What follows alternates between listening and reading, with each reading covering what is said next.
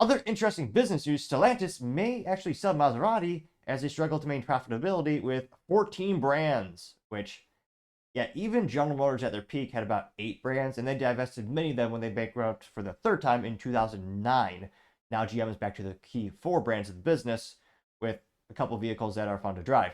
Now, in terms of Stellantis, again, going back in time, Chrysler, well, used to be Chrysler, they used to be one of the best automotive companies on the planet. It used to be back in the day, Dodge Brothers. Well, Chrysler bought Dodge Brothers, partially because of their foundry capabilities. And then they all, Dodge Brothers, going back that, and then you have Jeep, which is also owned by Chrysler because he started that company. But I partially digress. At the end of the day, that was a huge American brand. Unfortunately, they went bankrupt in 2009, and they were bought out by European-based Fiat, which bought out more companies, and they all reorganized to the now slightly cooler name, I guess, Stellantis, or Stellantis, if you want to sound fancy or Italian, maybe. Now, in terms of their portfolio, they have so many. I wonder how many you and I know. Let's pull up the list really quick just for fun. So again, they own 14 brands right now. They own Alfa Romeo, which if you're a gearhead or a racing enthusiast, you may remember them. They have Citroën, which is a funny French car company. If you ever read the old automotive books, they have the really, I know them for the lightweight, interesting vehicles with this unique suspension way back in the day. They have DS Automobiles. Never heard of them. They have Fiat Professional, which is probably, yeah, their commercial brand, their commercial side of the business. They have Lancia. Never heard of that. Opel. That is a long heritage-based European company that was actually bought out by General Motors nearly 100 years ago. But then again, they spun it off in the 2009 bankruptcy. Opel's a moderately popular name.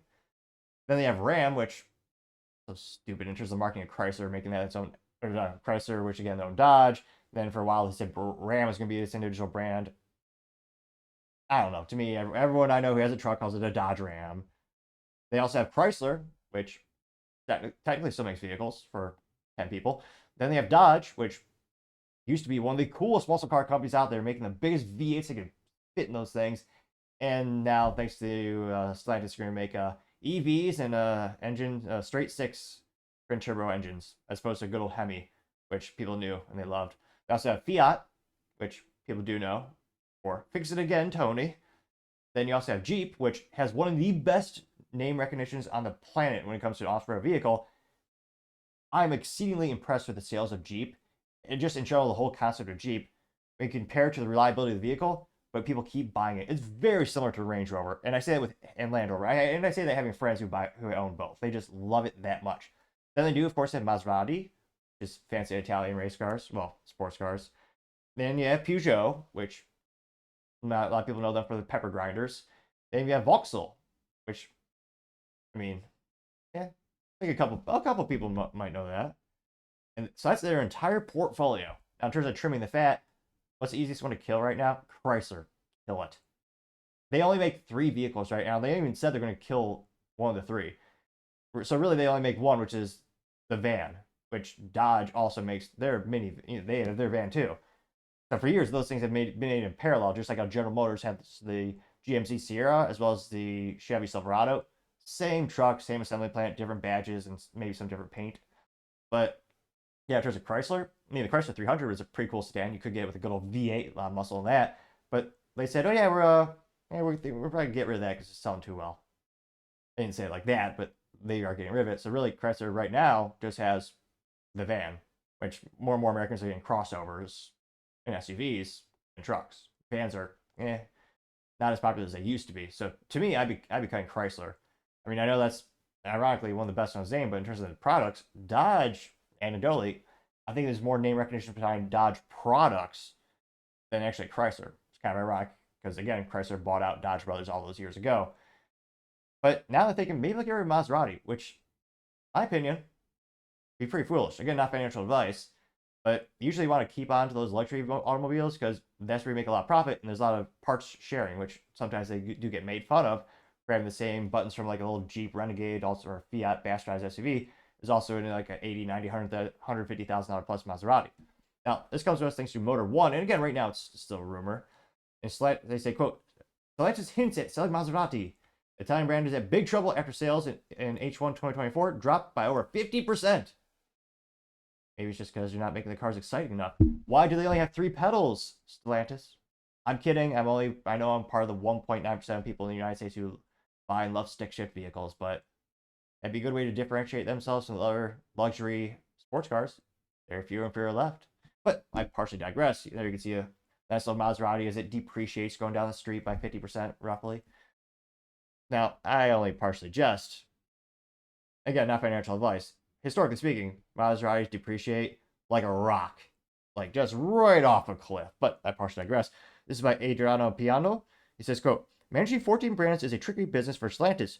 Shortly after publishing disappointing results for the first half of the year, CEO Carlos Tavares says unprofitable companies will be killed off. Besides the possibility of discontinuing automakers that are not making any money, the conglomerate might try to offload others. Maserati is in the pole position for getting adoptive parents. This isn't just hot gossip. There's an actual statement from Stellantis official. Chief Financial Officer Natalie Knight admitted there might be a time when Maserati will come up for grabs. Her words precisely, quote, there could be at some point in the future when we look at what's best for Maserati. What's the best home for Maserati? The statement comes shortly after weak H1 2020 results. Through June, the troubled Italian Marquis sold 6,500 cars, a decrease of more than 50% compared to the first half of 2023, when 15,300 vehicles were delivered. Now, that being said, I don't mean to beat up on Maserati too much, well, maybe just a little, but what's a big difference between last year and this year? Even worse inflation and election year, and you have those good old, the painful, crippling, interest rates. That is driving down the automotive community as a whole for a lot of folks. I mean, the interest rates are out of control, which again is another thanks to our inept government, left and right, printing more money, so we had to, do all the increase the rates to try to tamp down inflation.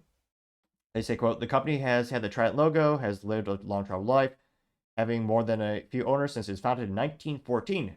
Italian industrialist Adolfo Orsio, along with Citroën di Tommaso, Chrysler, Fiat, and Ferrari, either have had stakes or controlled Maserati at one point. The company is currently under Stellantis corporate umbrella after Fiat, Chrysler Automobiles, and PSA Group merged in 2021. Now, again, this is just the ineptitudes of the company, because again, of all the things you can do as a business in terms of automobiles, you usually want to have a higher luxury vehicle that's more profitable and also elevates the whole corporate veil or whole corporate brand. There's a reason pretty much every major automotive company has a big luxury division or luxury brand. I mean, you have Toyota, they own Lexus. You have even little Nissan, well, they have Infiniti for the 18 people who want to buy Infinitis. They have Honda, they have Acura. They have General Motors, they have Cadillac. Ford, you have Lincoln. Pretty much all these automotive companies have a more premium version of all their vehicles, and there's a lot of sharing in the parts in many ways, so that keeps the cost down and helps make those vehicles more profitable. I mean, one of the best examples being the Cadillac Escalade that shares a lot of parts with the Chevy SUV or the, Chevy Tahoe Suburban, where they call those big monstrosities on the road. I mean, those things are highly profitable because there's so many parts sharing. Which begs the question, who would buy Maserati? There's some people in the comments speculating maybe Ferrari would buy it, which would be somewhat ironic because they used to be fierce competitors. But again, I think there's other fat you can trim from the budget from Stellantis. I mean, firstly, Chrysler. You keep the buildings, the infrastructure, and the people, but like the actual resources spent making that one little van and a couple of other things they've done throughout the years, I feel like you can get rid of that pretty quick. But in terms of getting Maserati, which is, again, one of the luxury vehicles, I wouldn't be doing that, but we'll see. 14 brands is a lot. I think there's other brands they could be cutting. But let me know, what are your thoughts? Do you think they should just spin this off into individual, they could maybe spin it off to another company or maybe do an IPO and have it be a standalone company? Personally, I don't think they have the resource allocation, the brand awareness, I don't think there's enough demand for that to be a standalone company necessarily. But let me know in the comments. As always, I'd be fascinated to hear what you have to say. Thank you, everyone, for taking the time to tune in. Again, trying to get to 4,000 subscribers by the end of the month. So if you could click that button, I greatly appreciate it. Also, leaving a thumbs up, thumbs down, or comment is a great way to give me some additional feedback, letting me know how I can make the show better and better. Lastly, don't forget to take the time to tell your family, tell your friends, tell your coworkers, heck, tell your enemies, tell anyone and everyone. Just stay safe, fight the good fight.